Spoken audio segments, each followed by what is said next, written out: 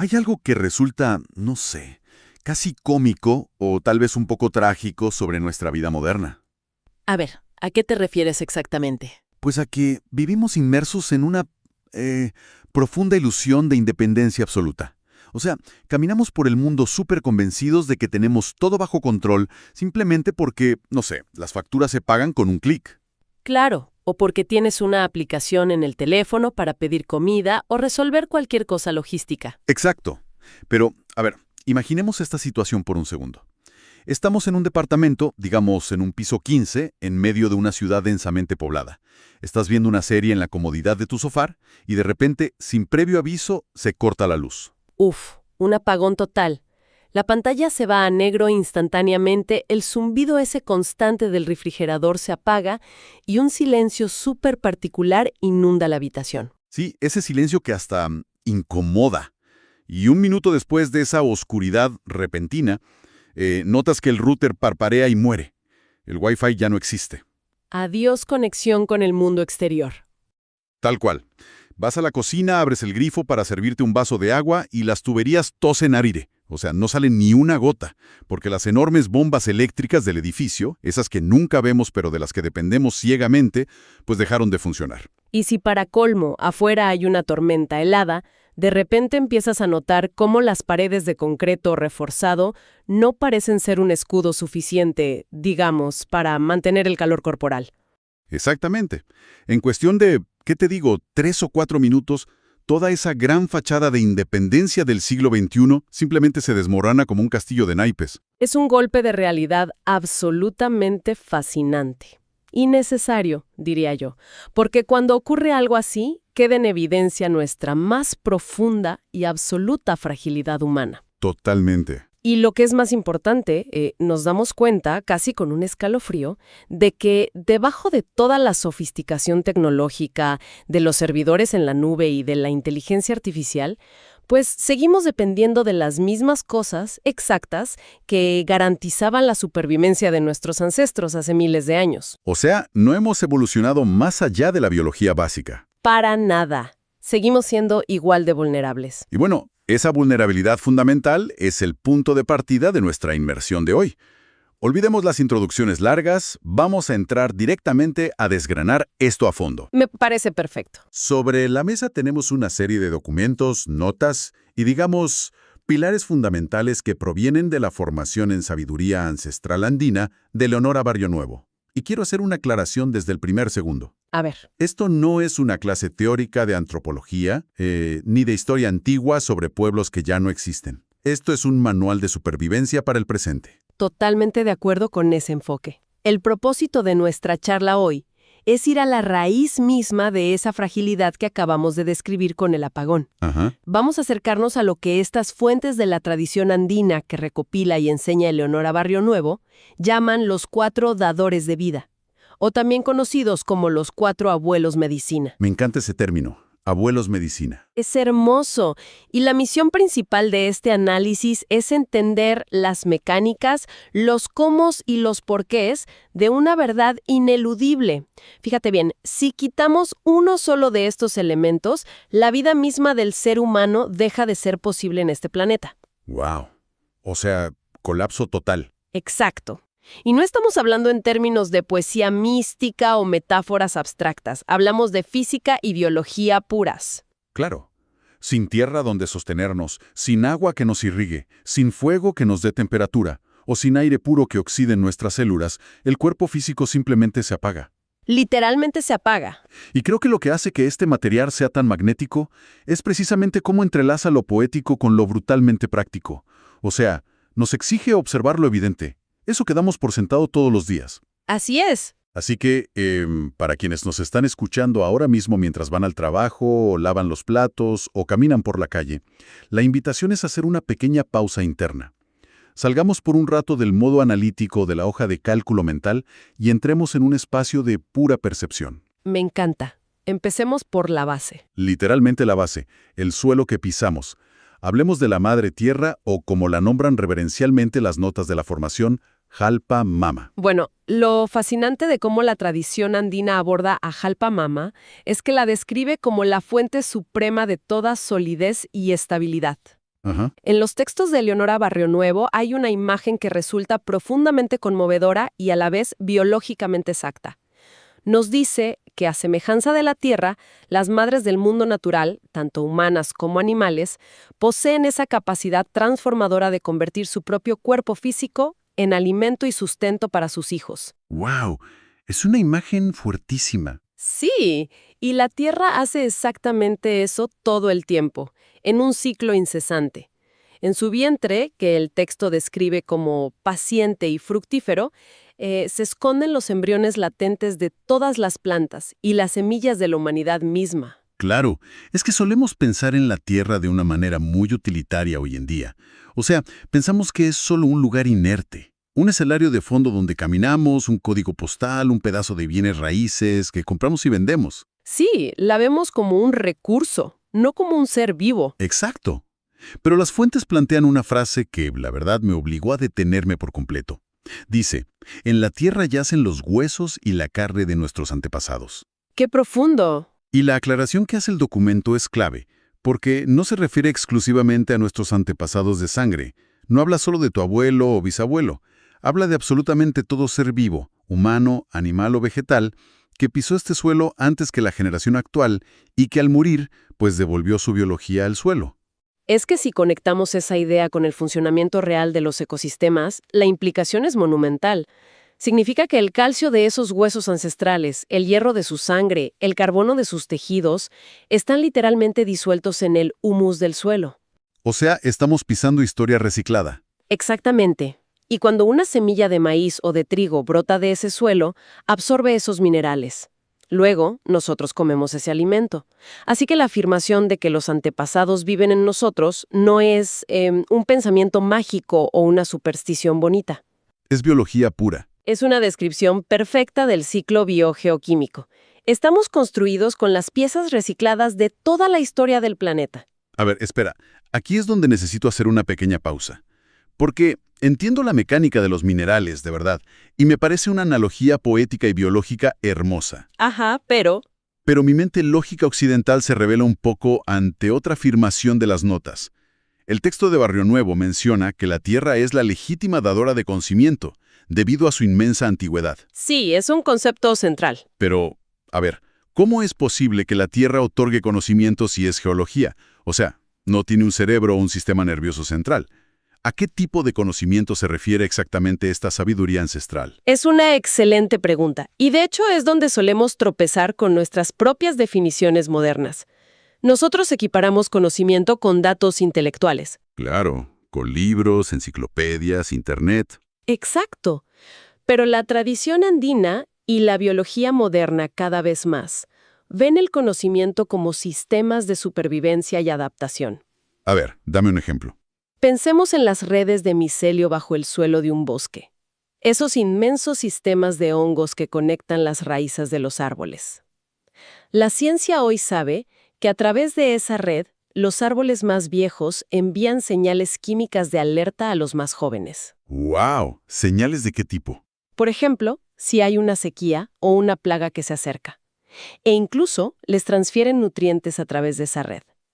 Ese bosque, ese ecosistema arraigado en la tierra, sabe cómo sobrevivir a ciclos de miles de años. O sea, tiene memoria climática. Memoria climática, biológica y evolutiva. A ese conocimiento se refiere Aipamama.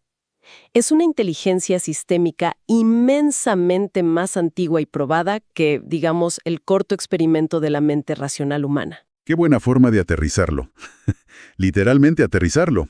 Entonces, en lugar de pensar que somos computadoras o memorias USB individuales buscando descargar un archivo PDF de la naturaleza, somos más bien como un pequeño brote o una hoja en ese inmenso bosque interconectado. Exacto. La Tierra no nos da conocimiento en forma de ecuaciones matemáticas, nos lo da en forma de ritmos, de adaptación y de resiliencia frente a los ciclos vitales. Así es. Pero fíjate que aquí surge un problema técnico interesante.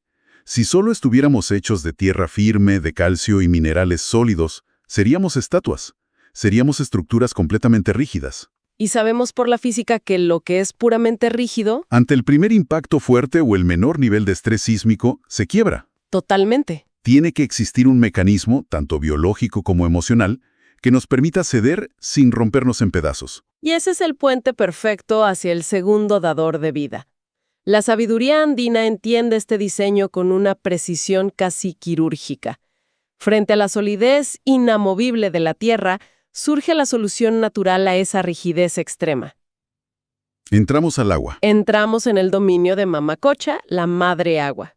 Si la Tierra provee la estabilidad y la estructura física, el agua aporta el principio de la adaptabilidad. Las notas de Leonora Barrionuevo son muy detalladas al explicar la mecánica de esta fuerza, ¿no? Sí, explican que el agua posee el poder dual y simultáneo de unir y amalgamar elementos, pero también, y de forma crucial, tiene el poder de disolver lo que ya no sirve. Fíjate que en los documentos hay una imagen visual preciosa para ilustrar este concepto. Describen el momento en que una persona se detiene frente a un pequeño charco de agua sobre el suelo y observa su silueta reflejada perfectamente en la superficie quieta. Es una imagen muy poderosa. Y esa imagen nos habla de transparencia. La fuente afirma que el agua nos enseña el principio de ser transparentes, que es el símbolo supremo de la fluidez, la limpieza y la purificación constante de aquello que se estanca. El concepto clave detrás de esa transparencia y de esa fluidez es lo que podríamos llamar adaptabilidad plástica. Y es quizás la lección de supervivencia más grande que nos ofrece Mamacocha. A ver, explícame más sobre esa adaptabilidad plástica. Pues pensemos en la naturaleza del agua. No tiene una forma inherente. No defiende una estructura propia a capa y espada. Toma exactamente la forma de aquello que la contiene en ese momento particular. Claro, ya sea un vaso de vidrio, el cauce de un río serpenteante o las grietas microscópicas de una piedra subterránea. Exacto. No pelea con el envase. Y esto me parece fascinante porque, si aplicamos esta mecánica física a la psicología humana, vemos el origen de gran parte del sufrimiento moderno. O sea, lanzo esta reflexión para que todos la mastiquemos un rato. A ver. ¿Cuántas veces en nuestro día a día el dolor crónico, el estrés o la frustración nacen puramente de nuestra terquedad por querer ser rocas frente a los problemas? Muchísimas veces. Queremos que la realidad económica, que nuestras parejas, que nuestros hijos o que el clima se adapten a la forma rígida de nuestras expectativas. Nos chocamos de frente contra situaciones inamovibles y nos rompemos en el impacto. Por negarnos a fluir. Todo por negarnos a hacer lo que hace el agua, que es aceptar la forma temporal del recipiente que nos presenta la vida. Es una lectura muy precisa de lo que enseña la tradición andina. Si observamos un arroyo de montaña y le arrojamos una gran roca en el medio, el agua no se frena a discutir con la roca. No se pone a pelear ni a quejarse. Para nada. No se frustra ni gasta energía intentando empujar la piedra a la fuerza contra la gravedad. Simplemente encuentra el camino de menor resistencia. Fluye por los lados, la rodea o, si no hay salida, se acumula pacientemente hasta que su nivel supera el obstáculo y pasa por encima. Y con el tiempo suficiente, molécula a molécula termina disolviendo o puliendo la piedra hasta dejarla completamente lisa. Es el modelo más eficiente y sabio para la gestión de nuestras propias crisis y emociones. Integrar la medicina de Mamacocha implica soltar la resistencia a lo que no podemos cambiar y aprender a movernos con las circunstancias. Bien, recapitulemos el diseño hasta aquí porque me parece como estar observando una obra de ingeniería perfecta. Tenemos la base, los minerales y el vientre contenedor con Jalpa Mama, la tierra. Tenemos la adaptabilidad, el flujo y la cohesión emocional con Mamacocha, el agua. Ambas energías maternas nos proporcionan una vasija maravillosa y la sangre que la recorre. Exacto. Pero, y aquí viene el pero, si dejamos un cuenco de barro con agua reposando en un rincón oscuro, pues simplemente tenemos agua estancada. Hermosa, sí, pero inerte. Para que surja el movimiento real, para que haya dirección, propósito y metabolismo, necesitamos una chispa. Hace falta un motor. Y es aquí donde la cosmología andina introduce las energías que la tradición considera activas o masculinas. Así es. Habiendo establecido el escenario y el flujo vital, entramos de lleno en el terreno sagrado de los abuelos. Y el primero que las notas nos presentan con mucha fuerza es el abuelo fuego, Nina Tata. Nina Tata. Las acciones que la fuente le atribuyen no son pasivas en absoluto. Son verbos de altísima intensidad. Dinamiza, transforma y libera. ¡Wow! a escala macroscópica y estelar, Nina Tata es el Sol mismo, la fuente central de radiación. Y a escala humana y comunitaria, es el fuego encendido que ha presidido desde tiempos inmemoriales el centro de los círculos ceremoniales y rituales nocturnos de los pueblos andinos, congregando a la comunidad a su alrededor. Y el fuego siempre ha tenido ese magnetismo primordial para nosotros, ¿no? O sea, si ponemos una fogata en medio de un grupo de personas, todos inevitablemente terminan mirando fijamente las llamas. Es hipnótico. Es un instinto grabadísimo en nuestra especie. Pero a ver, quiero pedirte que me expliques algo como si tuvieras 5 años. El texto de la formación dice que el fuego libera. ¿Qué significa eso, físicamente, y cómo se traslada a la visión espiritual de estas tradiciones? O sea, ¿cómo libera exactamente el fuego? Esa es la clave de todo. Pensemos en la física de la combustión por un segundo. Cuando observamos un trozo de madera gruesa, estamos viendo años de luz solar, agua y minerales capturados y encerrados en enlaces químicos muy fuertes y rígidos. Esa madera es energía atrapada, en una forma fija. Exactamente. Cuando acercamos una chispa y el fuego comienza a actuar, lo que hace térmicamente es romper violentamente esos enlaces químicos estructurados. Destruye la forma rígida. Destruye esa forma para liberar de golpe toda esa energía almacenada, transformándola en luz brillante y calor radiante inmediato. La tradición andina vio esta misma mecánica física y entendió que era aplicable a la experiencia humana. O sea, llevar la combustión al plano personal. Así es. Nina Tata representa esa energía capaz de incinerar nuestros bloqueos rígidos, nuestros traumas calcificados o esas estructuras de pensamiento obsoletas, rompiéndolas para liberar nuestra vitalidad retenida. ¡Qué explicación tan clara! Por eso siempre está asociado al plano del espíritu y a los procesos profundos de purificación. Nos enseña que para que nazca la luz, pues algo rígido debe consumirse. Transforma y libera la energía atrapada. Y me doy cuenta de que este diseño sigue escalando en sutileza. O sea, tenemos la materia densa de la tierra, el fluido del agua, el plasma transformador del fuego. Y nos queda un elemento, el más invisible, el más escurridizo, pero paradójicamente el más inmediato. Nos falta el abuelo aire, Wairatata. Wairatata, cuéntame de él. Wairatata es, desde una perspectiva puramente biológica, la urgencia más crítica que tenemos. Es el paradigma de lo sutil sosteniendo lo denso. ¿A qué te refieres con eso? A que está presente de manera ininterrumpida en el aliento de cada ser humano, de cada mamífero, de cada ave. Los documentos de la formación subrayan que, no solo en la cordillera de los Andes, sino en múltiples tradiciones alrededor de todo el planeta, es precisamente a través de este aliento, de este soplido invisible, que la fuerza creadora infunde la conciencia en el plano material. Es como el soplo de vida. Exacto. El movimiento continuo del aire hacia adentro y hacia afuera de los pulmones es la señal clínica inequívoca de la presencia de vida animada. En el instante exacto en que ese ritmo se detiene y el aliento final se exhala, la vida abandona el tejido biológico. Y el cuerpo vuelve a pertenecer exclusivamente a Jalpamamá. A la Tierra, así es. Es que, si lo pensamos en términos de tiempos de supervivencia, el contraste es brutal. O sea, podemos sobrevivir tal vez semanas enteras sin ingerir los frutos de la tierra firme. Sí, semanas. Podemos resistir varios días agónicos sin beber el agua de Mamacocha.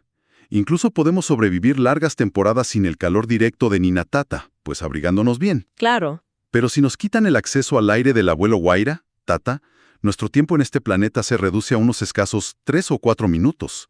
La urgencia es absoluta. Es una dependencia segundo a segundo. Y hay un detalle en las notas de la formación de Eleonora Barrionuevo que me pareció de una belleza técnica increíble. Dice que el aire no es solo oxígeno para las células, sino que es el vehículo de la comunicación, del arte y, textualmente, de la medicina del canto. La medicina del canto es uno de los conceptos más sofisticados de estas prácticas y tiene todo el sentido físico del mundo si lo piensas. A ver. El sonido, cualquier sonido en este planeta, necesita un medio material elástico para propagarse.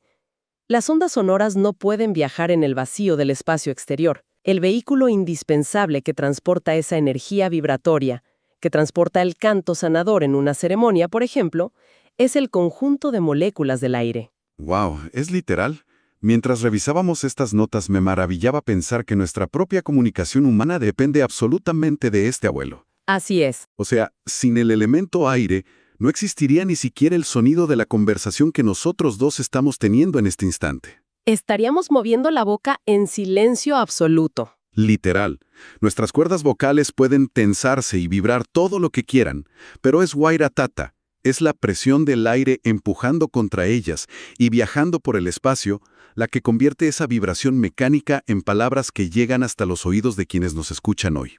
Es el vehículo invisible pero indispensable de nuestra conexión cognitiva y emocional. Si hacemos un paso atrás para observar la pintura completa que nos muestra esta sabiduría ancestral, vemos un ecosistema perfectamente equilibrado que opera tanto fuera como dentro de nosotros. Un reflejo perfecto. Exacto.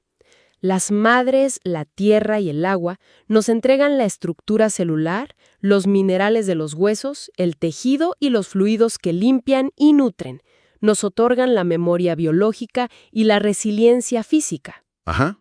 Y por otro lado, los abuelos, el fuego y el aire, nos proveen el motor metabólico, la temperatura interna, la voz que comunica, el aliento continuo y la chispa del propósito vital. Es un tejido tridimensional tan preciso donde, retomando la idea del comienzo de nuestra charla, si extraes un solo hilo de esa red, el tapiz de la vida humana colapsa de inmediato. Bueno, llegados a este punto de comprensión, tengo que confesar que mi mente moderna, impaciente y formateada para la productividad, entra en acción. Uy, a ver, ¿qué está maquinando tu mente? Pues escucho este diseño impecable e inmediatamente mi cerebro quiere empaquetarlo.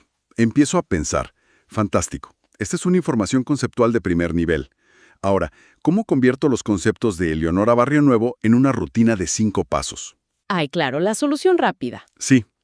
Paso número 1 para enraizarme con la tierra por las mañanas. Paso número 2 para invocar el fluir del agua en el trabajo. Paso 3 para quemar mis traumas el fin de semana. O sea, básicamente quiero armar un manual de instrucciones táctico y rápido para dominar esta sabiduría. Y es precisamente en este instante donde tengo que levantar la mano y detenerte en seco. ¿Por qué? Porque esa urgencia occidental por sistematizarlo todo en listas y rutinas es la trampa principal. Y creo que este es el punto de inflexión más crucial de toda la inmersión que hemos hecho hoy. A ver, explícame eso. ¿A qué te refieres con que es una trampa? Y que hemos intentado explicar aquí es de una profundidad tremenda. Es intelectualmente hermosa. Pero al final del día sigue siendo exclusivamente eso, información acumulada en la mente. Pero, ¿acaso no es súper útil entender los mecanismos lógicos de los elementos que acabamos de desglosar? Es útil como mapa, pero el mapa no es el territorio geográfico. La advertencia es que no se puede llegar a entender verdaderamente el poder del fuego, por ejemplo, simplemente leyendo un tratado sobre sus propiedades de combustión térmica en un archivo digital. Claro. Ni tampoco escuchando a 2 personas diseccionar su significado filosófico en una charla grabada. Para comprender la medicina real del fuego, tus células tienen que sentir su calor intenso golpeando tu rostro en medio de una noche fría y oscura. Tienes que vivirlo. Exacto. Tienes que ver con tus propios ojos cómo la luz parpadea y altera las sombras, oliendo el humo de la madera transformándose. Es por esta razón que en este análisis no vamos a enumerar técnicas específicas de conexión en forma de lista. ¿Nos quedamos sin la rutina de 5 pasos? Así es. Ni vamos a explicar académicamente cómo se estructura un altar o cómo se facilita un círculo ceremonial paso a paso. No funciona así. Claro, comprendo la distinción perfectamente. Sería, digamos, exactamente igual a intentar aprender la mecánica de la natación leyendo un libro muy detallado sobre hidrodinámica fluida sentado en la sala de tu casa. ¡Tal cual! El día que alguien te empuje a una piscina de verdad, te vas a ahogar igual, porque tu cuerpo nunca experimentó la flotabilidad. El agua no se aprende en un pizarrón. Esa es la metáfora perfecta. El aprendizaje genuino de la tradición andina, la verdadera integración de la medicina de los 4 dadores de vida, no ocurre jamás en la mente analítica ni en la memorización de conceptos. Ocurre inevitablemente en el cuerpo físico. ¿En la vivencia? Ocurre dentro del espacio seguro de la ceremonia. Se despliega únicamente a través de la experiencia directa y vivida en tiempo real. Lo que nosotros hemos hecho en estos minutos es apenas limpiar el polvo de la cerradura y espiar por un agujero la inmensidad de un salón iluminado. ¡Wow! Es un camino vasto, profundo y vivo que, si somos honestos, apenas empieza a vislumbrarse en el horizonte. De verdad que me dejas con una sensación física muy particular. Es como una mezcla de asombro intelectual, pero sobre todo una intriga profunda al darme cuenta de que existe todo un universo palpable e inmenso por experimentar allá afuera, muy lejos de nuestros teclados, pantallas táctiles y rutinas predecibles. Es una invitación a despertar. Y para quienes han estado del otro lado acompañándonos en esta charla, si sintieron que algo de lo que se dijo aquí resonó en el pecho, si alguna de estas ideas encendió una pequeña chispa de reconocimiento en ustedes, pues queremos hacerles una invitación muy directa a dar el siguiente paso natural en esta búsqueda. Así es, no se queden solo con la información. Exacto. Si el contenido les aportó valor, suscríbanse a este espacio, activen la campanita de notificaciones para no quedarse afuera de nuestras futuras inmersiones a fondo. Y lo más importante, compartan esto. Compartir es fundamental. Si envíen este enlace a alguien en su entorno que quizás hoy, sin saberlo, necesita urgentemente la adaptabilidad plástica del agua para sortear una crisis o la solidez paciente de la tierra para encontrar estabilidad, a veces reenviar una simple reflexión es una forma muy real de compartir medicina moderna. Totalmente. Y para aquellos que sientan que la teoría ya no es suficiente, para quienes quieran ir mucho más allá de la simple acumulación de datos y anhelen pasar a la vivencia real, es fundamental recordar que todo el marco conceptual, el respeto y el conocimiento profundo que hemos tocado hoy proviene directamente del trabajo de muchos años de Eleonora Barrio Nuevo. Un trabajo increíble, por cierto. Sin duda. La sugerencia más valiosa que podemos hacerles es que comiencen por seguir su ecosistema de contenido en Instagram, buscándola como @EleonoraBarrioNuevo, todo junto. @EleonoraBarrioNuevo. Exacto. Y si al escuchar sobre estos 4 abuelos medicina sintieron un llamado interno genuino, una curiosidad que no se apaga, los animamos profundamente a conocer y explorar su formación completa. Porque es precisamente en ese espacio, cuidado, donde se puede vivir la experiencia transformadora de dejar de ser espectadores, para convertirse en compartidores activos de la tradición andina, aprendiendo a sostener y acompañar ceremonias. Es el cruce definitivo del umbral, de la teoría abstracta a la vivencia que de verdad transforma. Así es. Es el siguiente paso. ¿Qué recorrido tan contundente hemos hecho hoy? Llegamos al final, pero me niego a cerrar sin dejar una última idea rebotando. Un concepto provocativo basado estrictamente en las notas de la formación para que lo mastiquen a lo largo de su jornada. A ver, déjanos con esa semilla. La próxima vez que vayan a la cocina y abran el grifo para servirse un humilde vaso de agua corriente, o la próxima vez que salgan a la calle después de un día agobiante de encierro y tomen una bocanada profunda de aire fresco, recuerden este momento. Conecten con eso. Recuerden que no están simplemente consumiendo recursos naturales intercambiables para mantener operativa una máquina biológica. Están, en el sentido más físico y literal de la palabra, entablando un diálogo íntimo con un ancestro que posee millones de años de experiencia ininterrumpida, albergando y sosteniendo la vida frente a todos los cataclismos posibles. ¡Qué maravilla de reflexión! Así que la gran pregunta que queda flotando es, si prestan la suficiente atención, ¿qué les está intentando decir esa inteligencia antigua el día de hoy?